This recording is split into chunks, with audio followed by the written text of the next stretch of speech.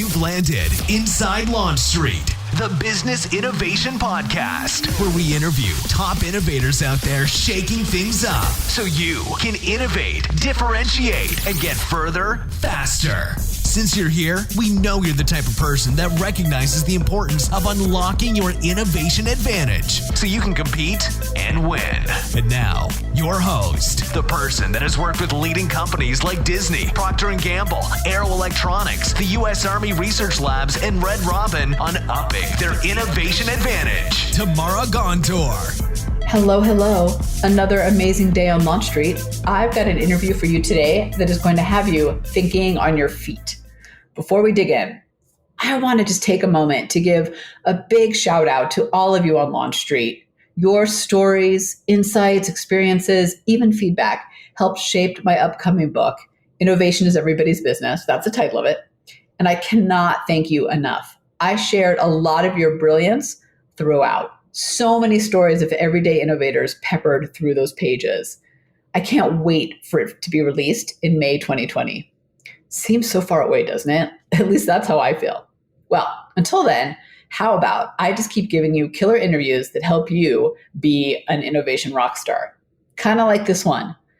Today's everyday innovator, Jen Brown, runs the Engaging Educator and Fearless Winston-Salem. Through both, she hopes to help people use their best voice and become the strongest version of themselves. So we talk about how thinking on your feet helps you be a better leader and innovator. She even gives us exercises to help us practice this, as well as some super cool ways to be better, more active listeners, which is part of being an innovator, is being open to listening to other people, not just waiting to respond. She also shares how being a yes and person isn't about agreeing with everyone. The stories and exercises she shares will definitely make you a stronger everyday innovator. Let's get to it. Jen, thank you so much for joining me. I have a feeling we'll be, maybe thinking on our feet for this one. A little bit, probably. We'll see.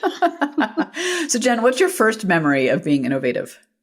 I think my first memory of being innovative was this is such a weird story, and my parents tell this story way too often. And I was in kindergarten, and my dad had these neon colored they weren't colored pencils, they were normal pencils. They just had a neon wrap for his company, and they were cool. I'm a child of the 80s. I absolutely love all neons. My nails are the brightest of bright pink right now.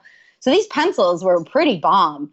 And I was selling them in the playground for a nickel because I was trying to get money to buy something that I don't even remember what I was trying to buy. But I know that I was I got to make money. I got to do this because my parents won't buy this for me. So if I have my own money, I can do this. And I was but I have these cool pencils from my dad's work that I could sell. And I got in so much trouble. I cannot tell you, little 5-year-old Jen on the playground hawking these pencils for a nickel. Love it. Because she was I gotta hustle. I gotta figure this out because I can't, crying didn't work to get what I wanted. And I remember that very specifically because my little brother was around and he always got oh, what a cute little baby. And I was Jen, you're a big girl. You need to do big girl things. So I sold pencils on the playground for a nickel each. How many did you sell before your parents actually stopped you? Oh, my parents didn't stop me. My teacher stopped me first. And then there was I sold, I think I was going through at least my first box of 25, near the end of it. And my teacher was what are you doing? And I remember her calling home and my dad just laughing and going, that's my daughter. And my mom was furious.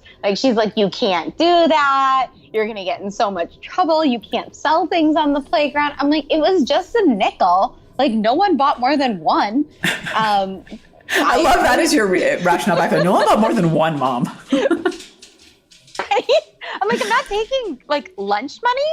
I definitely was taking nickels from kids just fine. But I love the juxtaposition and the two responses too.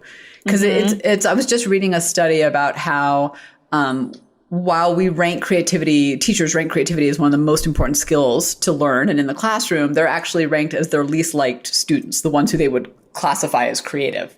And you can't blame them, right? There's 35 kids in a class. They're managing. So the ones who are different, disruptive, need a new way, don't work with the traditional models tend to get ousted. So you learn very early on that thinking differently actually gets you in trouble. You actually should think, the right way, the one way, the way you're told. So I think your parents, and not to throw your mom under the bus, because I'm sure she's amazing, but the difference in their responses kind of highlights that of, your dad's like, yep, good for her. And your mom's like, no, that's not how we do things. I think it carried on through life though, too, honestly. But now they both are very, very like, years ago, they were more like this. Now they've just come to terms that I'm never going to grow up and I'm always going to be like kind of spunky and out there. I'm 37 at this point, so I'm probably not going to change too much in the fact that I'm like, sure, I'm going to go do this and I'm going to try it. And why not? And there was a period of time that my dad was like, yes, absolutely. And then he was like, you need to settle down at some point. And that's what I said. I was like, and then there's now that they're like, oh, that's our daughter. There she goes. They've given up. It's funny when I was a kid, I'm a product of the 80s as well. So pegged pants and jelly shoes and off the shoulders. Yeah, right. It's the best. It's actually all coming back, which is super exciting. But when my friends used to come over and borrow my clothing, which is what all teenage girls do, I started selling them. And I hid it from my parents because I was making cash money that summer.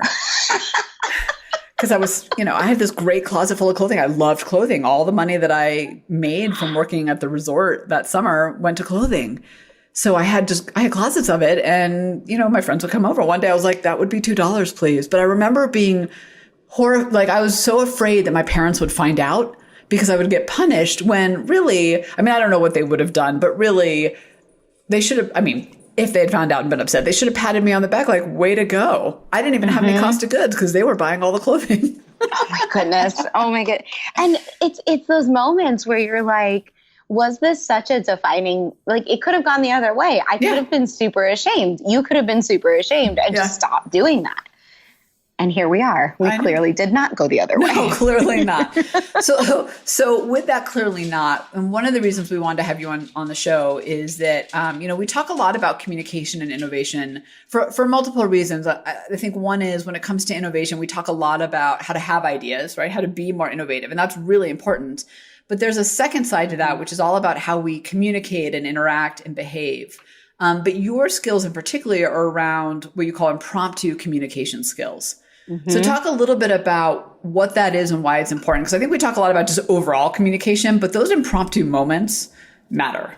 Yeah, I think those are the moments that the best and worst of us can come out. Right. And I've been an improv performer and teacher for quite some time. And that's where a lot of my teaching comes from, in the sense of like, wow, improv is just this amazing skill. And it's not the ability to be funny or shticky or to tell a joke.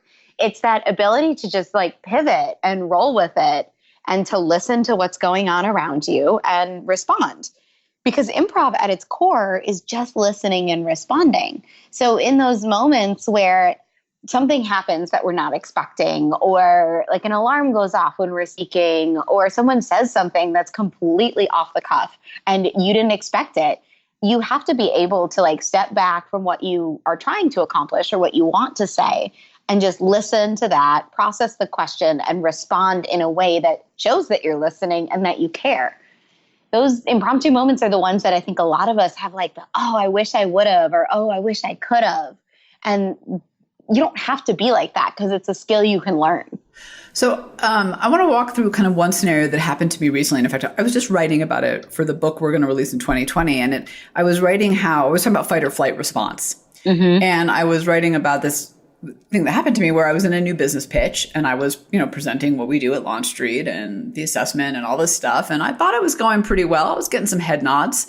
We were, having a conversation. And then one of the guys just felt really out of nowhere, just kind of just cut off everybody and said something to the effect of, well, why would I bother paying for this when I could just blah, blah, blah online for free? And the question put me into fight or flight. And I honestly, I intuitively, I know the answer, but in that moment, I didn't feel like I had the skills to respond in a way that was calm and objective. It was more of a I guess you could, I just kind of panicked. Is that where an impromptu skill would have helped me? Absolutely. I mean, it's one of those moments where you think of now how many great reactions you could have had, the really witty or calm or confident thing you could have said in that moment. And if you would have in that moment taken a breath as opposed to gone in fight or flight, built up that skill, it's like that deer in headlights, that brain lock where we don't know how to proceed. That time can shorten because I bet soon after that moment, you had a response. Oh, on the car ride home, I was like, why didn't I think of that? Exactly. So it's because you're processing so quickly. And I tell people like, yeah, I teach improv for this because it puts you in a sense of heightened reality. So sure, that was pretty heightened to begin with, your situation. But if you're in an improv situation, you're two people on stage, quote unquote, or in front of a class. So you've got all these voyeurs watching you basically, and they're watching you either listen or not listen. So you're nervous, you're scared, you're in a situation you've never been in perhaps. Maybe you're being some weird wackadoo character or a dog or something that doesn't normally talk and does. And you're responding with the truth of reality that you've created in that moment. So I tell people, if you can do this really hard thing, then normal interactions, you just take the breath, process the thought, and then respond to what gets said versus letting your emotions drive you. Yeah, well, I mean, it's not just you, clearly. I've been in business for 7 years. And I do it too. Like I can tell when I'm not being present, and I can tell when I'm letting my emotions or my wants lead the conversation. And those are never my best moments. My best moments are the ones that I get caught off guard and I take a breath and I think, okay, what is this person saying? How do I want to respond to it? And then I actually respond. And that silence is never as long as we think it is. So giving yourself that like grace to have that moment to yourself to really contemplate what to say next, formulate it, and then get the gumption to say it. That's never a huge amount of time. So give yourself that grace. Jen, it's funny that you say that because that's always in my head. It's happening in slow motion. So I'm like, bruh, like it takes so long, but you're right. In reality, it doesn't. One of my favorite things that I've learned to do, although I clearly did not do it the other day, in those moments where someone asks, particularly when it's a question someone asks me that throws me off, or even a statement, is to respond back. That's an interesting question. What makes you ask that? Or that's an interesting comment. What makes you ask that? And it's not just because I want to dig, although I do want to understand the why. It's also because that gives me a chance to your point, take that breath and just process a little bit more before I respond. Because what I did the other day was total fight or flight. And that's such a great tactic while you're building that skill is like having that go-to statement of that's interesting. What makes you say that? Or that's interesting. What makes you think that? And whatever words, and I tell people if they have a phrase like that, make sure it fits in their mouth and within their own vocabulary.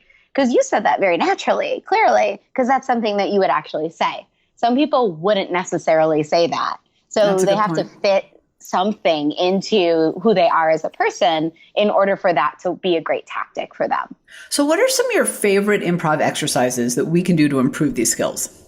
Oh my goodness. My absolute 100% favorite is something called last word.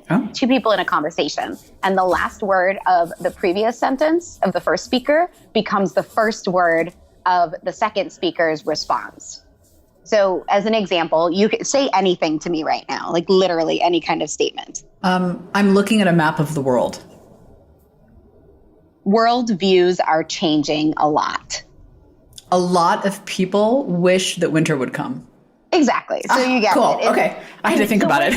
Right. And so what it does is it actually gives you that pause. So you have to finish listening to that person talking.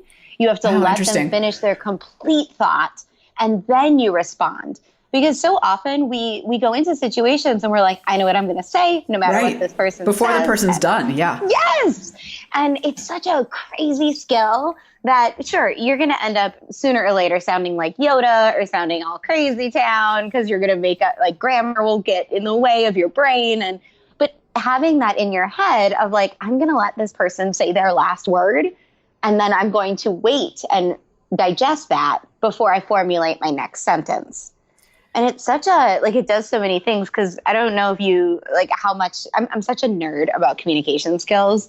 So if someone is actually being listened to, like if you're talking and someone's actively listening to you and you can tell, which is also what this game builds, the same areas of our brain go off as if we were having really good food, as if we were having really good sex, and if we were doing cocaine. So it's like the dopamine, right? So that person gets a really good feeling from you if you're actively listening to them. So what a great hack to use in conversation, all from this ridiculous game where you use the last word as your first word. And it just kind of trains you to take your time and really pay attention to someone. You know, I love the idea that impromptu skills are just as much about listening as they are speaking, because I think we often don't spend enough time listening, for sure. And you're right. Like, I had to really listen to what the totality of your sentence before I could even come up with a thought, because I didn't know what the last word was. I think one of the funniest things that happens after this is, like, I'll teach a workshop, or I'll like talk about it or write about it, and I'll get an email, or I'll get someone telling me in the workshop, they're like, I want to use this on my partner and see what happens, because they don't listen. And I was like, oh my God, please, like tell them you're doing this before. But it's true though. We don't spend enough time listening to one another, because a lot of us go on agenda. And we think about what we want to accomplish and what we want to get across, when you're really working towards something together in a conversation. Like, you're never going to get just what you want unless you're also seeing to that other person's needs and what they want as well. So I love that one. I wanted to ask you about another one, because I've had mixed feelings about it for multiple reasons. And then you wrote something in your Forbes article that really nailed it for me. And that's talking about the yes and exercise. Oh, yes. And the reason kind of this really came top of mind for me is I love the exercise. Absolutely love it. However, I think we have a tendency sometimes to use that exercise or that thinking to ignore the people that disagree with us, because we don't like that they disagree with us. And yes and becomes this, well, if you say yes, but you're a negative person. And if you say yes and you're a visionary like me. And then we ignore all the yes, but people in the room. And that's, I think, a real challenge. But you wrote in the Forbes article that many people think yes and means you have to agree with everything, go along with everyone, and there's absolutely no room for conflict. Incorrect. So will you dig deeper into that? Because that, to me, really, when I read that, my eyes got wide, because I thought, yes, this is my exact issue with how people think about this exercise, and that kind of mindset in general. Absolutely. I find that, like, yes and is one of those beautiful improv things when used correctly. It's amazing. And there are so many people who teach it incorrectly. And I actually have it tattooed on my arm, like, legit. I saw that in your TED Talk. I was like, I paused and was like, can I see it? I'll send a picture. Perfect. Because I do believe it's not about just being a doormat. And it's not about just saying, like, oh, you're visionary because you're anding something. It's about yesing a reality and then adding your thoughts to it. So if someone is saying, like, yes, but if they're throwing in their dissent towards something, if they're negating something, like if I came and I was like, hey, the sky is green, and you're like, yeah, no, that's wrong, I'm going to ignore you. It goes back to even what you were saying that you use as a tactic in the beginning when you're giving yourself some more time. It's that idea of, like, yes, you think the sky is green and I think it's blue. Can you tell me why you think it's green? Or can you tell me what you're thinking? Or can you tell me why you think that? Because someone thinks that. Like, you can't change how someone else is thinking. You can try to get them to think differently. You can try to make them see things in another light. In that moment, they think something. And by ignoring that or brushing that off or being like, no, you don't think that, or no, that's wrong, then you're not, again, if we go back to those good feelings towards one another, and, like, this is not about, like, happy-go-lucky, but a lot of times people just need to be affirmed in their thoughts in order for them to start seeing things in a different way. So I find that this conversation comes up with yes and a lot, that, like, when you're saying, yes, you think this, yes, you believe this, yes, you feel this, like, you're just affirming another person, because they probably have said, I'm angry, I'm upset, I think you're not listening to me, or I think that we should not do this next idea, or I don't think we have money for something like this. And it's not just being like, yes, you think we have no money, and I think we do. The end. It's like, yes, you think we have no money, and I think we really should try. How can we work together to get this to happen? So it's more about showing that other person that you're listening and that you understand them and that you see where they're coming from, as opposed to just shutting them down immediately. And or opposed to just being like, yes, you think that. That sounds great. I'm a yes person. I'm a doormat. Right. And I think there's like, yes and is one of those, like, it can be used in so many different ways. The thing that we have to remember with it is if someone is saying they feel a way, saying they think something, saying they believe something, that's true. That's reality to them. So you disputing that reality that they don't feel that way or they shouldn't feel that way or that they don't think that, like, that immediately is increasing this conflict statement and this conflict moment. So why not just affirm how they're feeling and then move on to the actual conversation about why they might be feeling like that or how you can help? Do you think, is there something about yes, but, and all the variations that come with that just simply shut things down kind of regardless? Like, why is that? Oh, I did a workshop a couple years ago at a venture capital firm, and the guy who was leading the firm and in charge of it, he comes up to me when we're doing a yes and workshop, and he goes, anytime someone says the word but, I tell them to stop talking because everything they just said to me was a lie. And I was like, oof. Wow. And right? And I was like, oh man. And this is like older guy. So I was like, hey, now we're buds. This is cool. I'm glad we feel the same. Because if you think about what the word but does, it pits two things against another. It elevates something over another thing. So I think that when you're doing that, it's like you're casting off everything that was just said, including what you might have just said. There's so many people that'll be like, oh, I really want to do this, but I can do whatever you want. Okay, so then why did you say the first part? Like, then what's the point? If we could do whatever I wanted, then why would you even give me a suggestion? You're either being super passive or passive aggressive, or you think you have to have an idea. Words are currency. We only have so much for attention span. So we shouldn't waste them by offering things that we think we have to. And the word but, I think it's this, it is not a confident word. I think it is more of a word of like either dissent or elevate. Like if you're confident in your words, you don't really need to use the word but. You just say it.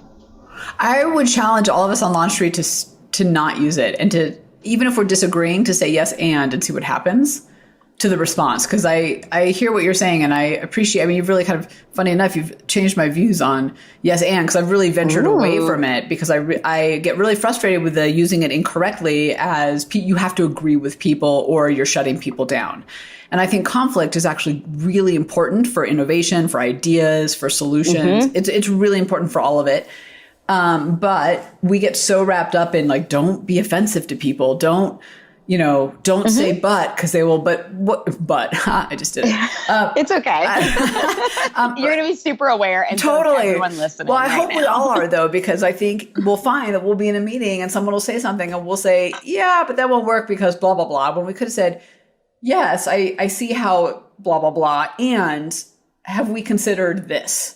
Right? As a very different way. And it probably makes a person on the other side more open, but it also kind of made me think as you were talking that if someone says something to me and I respond with a yes, but in whatever form that is, what I'm really saying is my opinion is more important than yours. And nobody likes that. And most of us are not like malicious. Most of us are not sociopathic. Yeah. Like we're not going out there. 1 in 25 people are sociopaths. I joke with this one and I'm like, we're not sociopaths. It's okay. I think we don't, and I know we don't pay attention as much as we should about the words leaving our mouths because we're constantly just running it. We don't think about the meaning attached to it. So when you put it that way, if people hear it, they're like, oh no, I don't use but for that reason. Okay, then why do you use it? Right. It's a crutch. I think most of us just don't know any better. And we're afraid if we say yes and, that means we're agreeing when we don't. It makes me so upset when I go into organizations and they're like, oh, we had an improv person from such and such place or so-and-so, and they told us yes and we just think that it's not this great thing because we don't want to just agree all the time. Yeah. And I'm like, they taught it to you wrong. It was so wrong. There. And it's frustrating because and not to speak ill of anyone else doing this and going in and using it. It's just, it is so misunderstood. Yeah. Because if you think about the word yes, yes is agreeing, yes is affirming, yes is going together. It's positive. It's all of these things that we've learned what yes means. And if you just add that little bit, yes, you're agreeing to the reality of the situation, because the reality is person A, this person in front of you, doesn't think we have money, doesn't think we should do it. That's the reality. So it's that little like mind shift with it, I think, that changes that yes and that's so overused and used incorrectly. So I get really excited when people are like, oh, I get it now. And I'm like, yes, thank you. No, that's a little bit how I feel. You just kind of blew my mind on yes and, because like I said, I've been fighting it a little bit lately because of how it's actually used and creating this, everybody has to agree with each other. You can't be innovative, but that great innovation happens in those moments of tension. Exactly. As well. And we don't have all the answers. Somebody else has to help us complete the picture. Exactly. But we can't do that if we're on defense. And if you're talking through those moments of tension and conflict, that's when the innovation actually happens, not if you stop at that moment.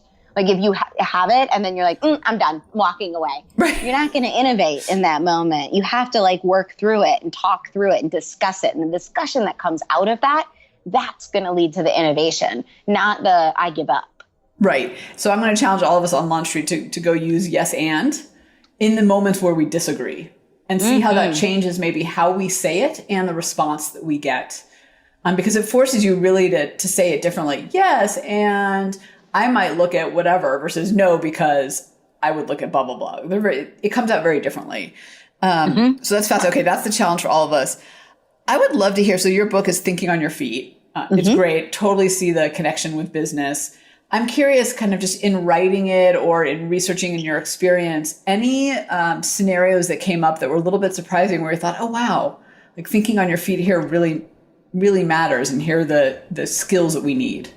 And I think this is not to have like this listen better motif going on, but it truly is like That's a important. listen better motif.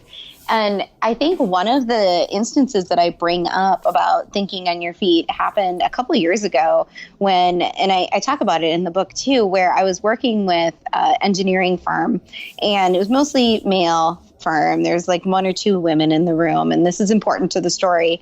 And the guy gets on stage in front of the room and starts pretending to read a newspaper. And he's like having this like reading the newspaper, kind of being like very dude, very like masculine. And this girl starts dancing. This woman starts dancing, and she says in the beginning, "Dad, I really, really want to be on American Bandstand. Do you think I'm good enough?" And he's like, yeah, whatever. Conversation keeps going on. And at the end, she's still talking to him, and he stops and he goes, "This is the weirdest strip club I've ever been in." And the room dies, basically, and not in a good way, because this is like he wasn't listening. Right. And it's a full company workshop. So it is like he's not listening, because we see that, but he thought he was listening. And from the very beginning, he's like, "I don't need this. I'm a good responder. I listen, blah, blah, blah." And so after this, he, like, watching his face fall when I told him that, like, this is your daughter. And were you making that choice? Because it's a weird choice to do in front of your That leads to other questions about you, actually. Right. But I don't think you're making this choice. So what is the choice you're making? And he got into this like, "Well, you said if any choice is a good choice." And I was like, yeah, but she's your daughter. And his face, because HR was there. This is a full company workshop. Like, they flew people in from Houston and San Diego to New York to take this workshop. Right. So this was not like some fun, flippant thing. This was, we don't listen and we need to do better. And he just totally showed that. He proved it. Yeah. And people always think, they're like, "Oh, well, I listen fine. I just need to be better with my reaction." And it's like, no. If you don't have the foundational skill of listening, your reactions, your thinking on your feet will never be better, because then you're just reacting. You're not truly responding. So in that sense, like, we talked about it after, and he and I still talk to this day. And this was like 4 or 5 years ago. And he's like, that moment was so embarrassing. I tell him, I'm like, I've talked about that moment in a TEDx talk. I've written about it. Everybody knows. Because it was right. And it was such a moment, though, because I think we go into our like soft skill bin and we say, "Oh, I don't need to work on that. That's too easy." And in reality, like think of a house. If the house doesn't have a good foundation, you can't build anything that's going to last. So if you don't have a good foundation, if you don't have the foundational skill of like active listening, taking a moment to reflect both on your progress and an answer, as well as understanding like how you are as a communicator. If you know that one of your bad habits might be to say but all the time, might be to be really passive or passive aggressive or aggressive even, then you're not going to be able to like go into the higher level communication skills. Like say you're giving a huge talk and using humor or being able to walk and talk at the same time, which is really difficult. You know, it's interesting. I think going back to the story I shared in the beginning about being in that presentation and that moment that just threw me off. I think in reality, as you were talking, I was thinking, God, I really wasn't listening. Mm-hmm. I was so busy presenting, which is never how you should present anyway. But I was so busy presenting that I really wasn't paying attention to what he was asking. And clearly he felt like I was probably talking to him too much and felt the need to interject. But had I really been actively listening, I probably wouldn't have been thrown off by that question at all.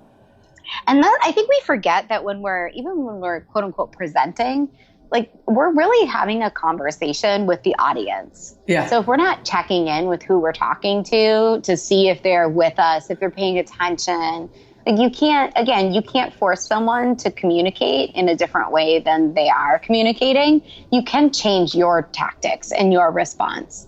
So we forget that. We think, oh no, I have to keep barreling through. Like, no, you got to watch them. So I just had an epiphany about all this. It was so fascinating, Jen. I was just realizing that when I'm on stage, I do a lot of keynoting. So when I'm on stage, I'm fully active listening and talking at the same time. I'm actually really good at reading the audience, adjusting to the audience, interacting with the audience, and really being fully present when it's happening. And that skill hasn't necessarily translated into other communication moments, meeting with my team, new business, whatever it is. And it's fascinating to me. I was like, oh, I do it all the time here in this one format. Because I'm getting paid to actively be there, right? Be fully present.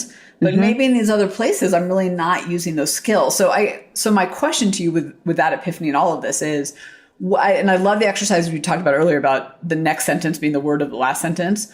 What are other things? Well, actually, let me ask 2 questions. The first one being, how can I recognize if I'm really not that great of an active listener, if I'm not in an improv necessarily situation, but I'm in that work situation? How do I recognize it? Because I think sometimes we think we're paying attention to that guy, right, who kind of came up with the strip club, but we're not. Right. I think it becomes that like reflective component that I was just talking about. Like after a situation, after a conversation, like run a quick diagnostic on yourself. Think, okay, what did this person just talk about? Did I show that I was listening? How did I show I was listening?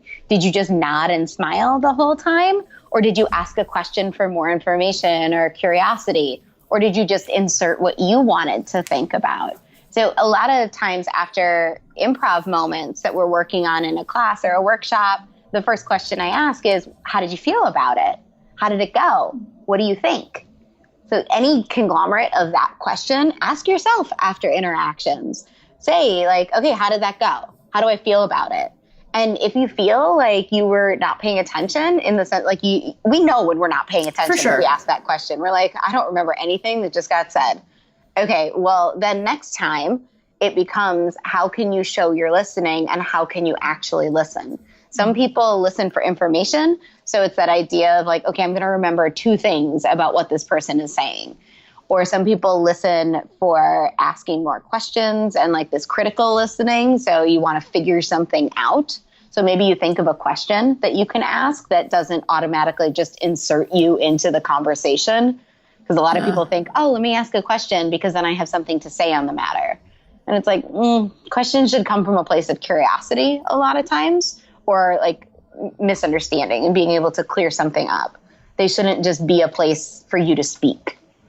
You know, it's funny that you say that, only because I just recently had this experience on Facebook where this stuff happens too, where people aren't paying attention and responding, where I asked a question about I'm writing a book. So I asked a question about, hey, I'm curious, how do people use the introduction? Do you read it? Do you not read it? What do you get value out of? I just wanted to do a little market research to understand, because I skip the introduction. And I was just curious, how do my potential buyers engage with that part of the book? And people gave wonderful comments back of, I do this, I look for framework, I skip it, whatever it was. It was great. Then one person piped in who does not know me and clearly did not actively pay attention to what I was asking and inserted questions to look smart. And it was very obvious. Tamara, I think you're asking the wrong question. I wouldn't skip the intro to cut corners. There's plenty of research online of what an intro is if you want to look it up.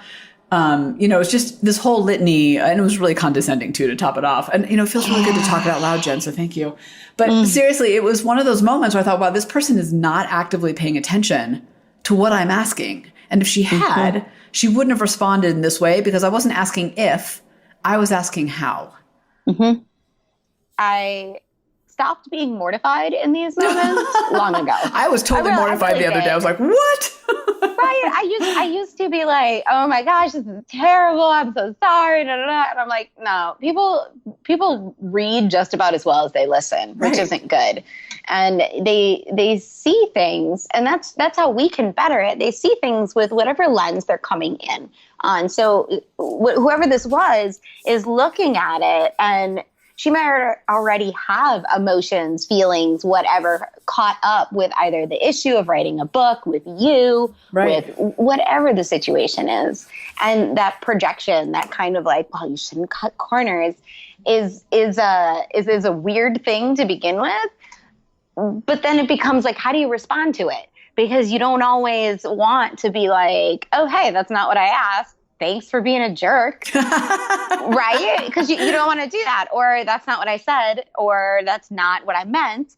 And it becomes like, well, what's worth it? Like seeing that and being like, okay, you know what? This example is why I'm going to do better listening, and I'm going to do better reading, versus being like, hey, no, you screwed up. So I think it's like in the framing. But again, I'm not surprised that you just said like you have a story like that, because I manage a really big Facebook group of women, like 3,800 women. And I'm constantly like, none of you read, just read. And I tell this to them. So I'm not like tattling on them. I'm like, just read before you respond. Read and then respond. Because if you write something that you're just like very emotional about and very keyboard warrior about, and you didn't actually process what it was, and I'm guilty of that too. It's that awareness, though, of going, okay, I'm being driven by my emotion. I'm being driven by my relationship with this person. I'm being driven by what I want out of the situation.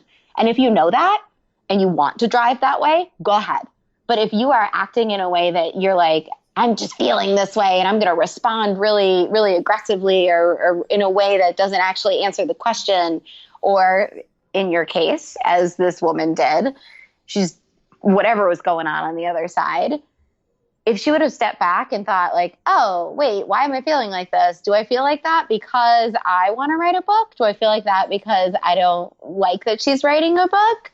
And it's fascinating when you start taking that pause, that beat before you respond to things, because then you're working through your own stuff. Well, it's kind of what you were saying in the beginning too about the breath. And again, I'll relate it back to my new business presentation pitch that we did not win, by the way.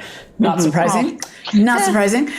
Is at the end of the day, when he asked that question about can't I just go online and get it for free, what it really brought up for me was the work that we do is not valuable. And oh my God, now I'm insecure. Like it brings up all this funny stuff inside of you, to your point, and that breath that you mentioned in the beginning, I think is so important. So I'd love to get one more exercise. So we talked about yes and, especially when disagreeing, and the last word in the sentence. What's another one that your clients love that's really helped them improve their skills? I think that a lot of people that I work with really, really want to work on their pitching, presentation, speaking, like leading a meeting, that sort of thing. And I think people worry, or people don't pay enough attention to how they say what they say. Yes, I'm guilty of that. It's everybody. It's like, this is why I'm in business still. So it's one of those, like, I think that people don't think about that they have to keep their voice moving. And when I say moving, it's like if you are talking, whether you're super excited the entire time or super monotone the entire time and really low, the people that don't want to be listening to you are going to tune you out. They're just going to forget it. So the best thing that I tell people to do is just play, like read something, read a menu, read your talk, do your talk, and move your voice around as much as possible. Now, there's two ways to do it. You can go fast, slow, high, low, and throw in a pregnant pause. So those are 5 things that are really easy. So speed up really quickly when you're talking. Really slow it down for emphasis. Bring up your tone and get excited or lower it. I know, see, it's funny and it feels really contrived. Yeah. But you might find something that you're like, whoa, this felt really good. And then you get to know your voice a bit better and get to know your style. And then the other way is throwing emotions on top of it. So do your talk as if you were having the best day of your life or the worst day of your life. Or you just ate a bunch of sugar, or you're in a horror movie, or you're just like throwing like silly genres and emotions on top. Again, it's not to do your talk like that. It's to find that vocal variance and to be able to see like what your voice can actually do if you move the cadence around. And I think too, it's also when you're the one listening to the other person, when they're monotone, it's just not as interesting, even if you like what they're saying.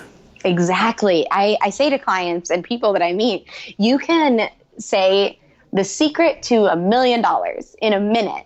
And if you do it in a boring manner, half the room won't listen to you. I won't say nobody. Some people will be nice. Yeah. You can talk about a recipe for banana bread that anyone could Google. And if you do it in an exciting way, by the end of it, people will be like, yeah, bananas, I'm with you. And it's like, it's that. Like, you have to, it shows the care, it shows the buy-in. I judge so many pitch competitions and I coach people on their pitches. And a lot of times the best idea doesn't win, which is good and bad at times, because you need to know how to sell your idea and you need to know how to be part of it and checked in with it. And at the same time, it's good because look, you have that in your control. You need to worry about how you're saying what you're saying. You need to take that time to be interesting, because if you're not interested in what you're saying, why should anyone else listen to you? Well, I think it's funny, the pregnant pause in particular is so powerful, because then people want to know what you have to say next. And I had to work really hard on changing the speed and the tone of my voice. I tend to be pretty high energy and pretty fast. And that's fine for a little bit. Right. But I had to work really hard on just getting that variance and recognizing that variance was important to the people listening, to get them to pay attention. So I couldn't ask them to just listen to me in this one way of speaking that I tend to do. That's my default. But to actually move it around so that they got more out of what I was saying. Because to your point, and I think it's really important for us on Launch Street to pay attention to, like, having ideas is good, but being able to communicate them to the people that matters is where it's at. And it's really hard too. And it's like, once you master it, and master in the sense of you'll continue to grow, because we all should want to continue to grow, but feel in a confident place, then you start having so much more fun, and we get the energy we put out. So if you're having fun talking about your idea, you're going to get people having fun with you, and they're going to want to be part of it and want to help you and want to tell other people about it. But if you're just talking about it in a way that you're like, yeah, this is my idea and my idea speaks for itself, and just kind of rattling it off, then you don't look like you care. The idea never speaks for itself. That's a reality. No, unfortunately, no. You can have the most beautiful PowerPoint and idea, and it's just not. I'm curious, because you've worked particularly with a lot of teams inside companies, and you have them do these exercises. What do you think stops people from being more innovative? I think the worry that they're going to fail or be wrong is probably the biggest thing. I think we as adults get really scared about making a mistake or failing, because it's been beat into our heads that like failing is bad and wrong. And I think when people have an idea, they're like, oh, no, I can't do that, because what if it doesn't work? Or what if this doesn't happen? And you can tell me as many times as you want that like Post-its was a mistake or chocolate chip cookies was a mistake, but it doesn't matter. And I think it's that, because people also, when they try something new, they experience the whole like going against the grain phenomenon of like, you try something new and of course your performance is going to drop. It's going to tank because you're trying something new, but then it's going to rise up even higher than it was before you tried something new, because you're adjusting, you're building, you're getting stronger, you're getting faster. But in that moment of tanking, people are like, oh, nope, I failed. I can't do it. And they don't push past it. So I think it comes down to this like fear of messing up and looking silly and all the shameful things that come around with mistakes. And that's why I always tell people to try improv, like with us, with anyone, because you make a fool out of yourself. Right. It's a safe way to make a lot of mistakes. Right. And it's like, and then you realize that the world doesn't end. It's okay. You know, I read a study recently that said 85% of what we worry about doesn't come true. So basically, it's mostly our mind playing tricks on us. And I appreciate what you said about fear, about pushing through it, particularly because, first of all, I do think it's something that we all just deal with. And it's that little chatter in our brain, and it shows up in a lot of different ways. Who am I to have this? It'll never work. Never mind. They'll never go for it. I mean, it shows up in a lot of ways. But the reality is our brains are hardwired for fear. It's what kept us safe in the caveman days from a saber-toothed tiger wrestling in the bushes. So we can't, the whole dare to be fearless drives me a little bit nuts because we can't be fearless. But what we can do is figure out how to push through it when we know there's another side. I think when we know there's another side to that fear, we can push through it. But to get rid of it completely, I think it's impossible. Well, that's the thing. Like, fearlessness is not necessarily, in my mind, the absence of fear. It's like doing it anyway, like being like, you know what, this is a fear I have, and I'm going to confront it, and maybe I'll still be afraid of it at the end of it, and maybe I will realize that I was being ridiculous, because the things that we're afraid of usually are kind of ridiculous things, right? Well, they're manufactured in our head. Yeah, like if you're afraid of a bear and you're hunting or out in the like hunting. Valid. Who goes hunting? Who wants a bear? You're out in the woods and a bear is hunting and you're afraid of a bear, then that's okay. That's like a real fear. Like you could be afraid of a bear. That's all right. But if you're living in New York City and you're afraid of a bear, then that's like a very different kind of like, what are you actually afraid of? So I think fear it's so fascinating, and how much like snake oilness is out there with, I can't stand some of the empowerment things that are going on right now, and like, do this and then you'll be a badass, or do this and you'll be this amazing this. And it's like, you have to figure out what it is for you, and like what risk is for you and what fear is for you, and get past it in order to get to the place that you want to go. Like, if you don't want to go somewhere, don't worry about it then. Just live your best life in whatever you're doing. I have to say, the kind of what it is for you totally speaks to me, because that's exactly what I think. I think that fear shows up in different ways for each of us. And we had the best way to overcome that fear, or to push through it, is to figure out what we actually fear and how it shows up for us. So my chatter is different than your chatter. And I'm afraid of some things, you're afraid of other things. And if we can figure that out, it's not, I have this exercise that I'll share with you another time about drawing someone you don't know and showing it to them. And it freaks people out because I don't work with artists at all. I work with business. So the drawing thing is like, oh my God, you want me to what? And then you want me to show it to them? Like, that's horrifying. And and they justify it with, I'm so sorry, you're not that ugly, when they're showing it to them. But what all that is just our fear chatter going, let's minimize the impact of this, shall we? Because it's obviously going to be horribly bad. And it's like, of course, if you set it up like that, then you know what? It probably will be horribly bad. Right. Exactly. Yikes. So I love these exercises, and I would encourage all of us on Launch Street to go do it, about taking a breath. I mean, I know we didn't say that in the exercise form, but I do think it is one of, the next time it happens, the yes and, the last word, the playing with your tone and variety. It's so much fun too, to do that. So before I ask you the last question, because we're out of time, where can people go to learn more and connect with you? They can definitely head over to my website at theengagingeducator.com. I'm really active on Twitter and Instagram, Facebook, all that good stuff. But the website's probably the best because my maiden name has a lot of letters and vowels in it. And I'm sure it'll be in the show notes. But if you're just listening to this, just theengagingeducator.com is the best way to initially connect. And then there's a web of information from that place.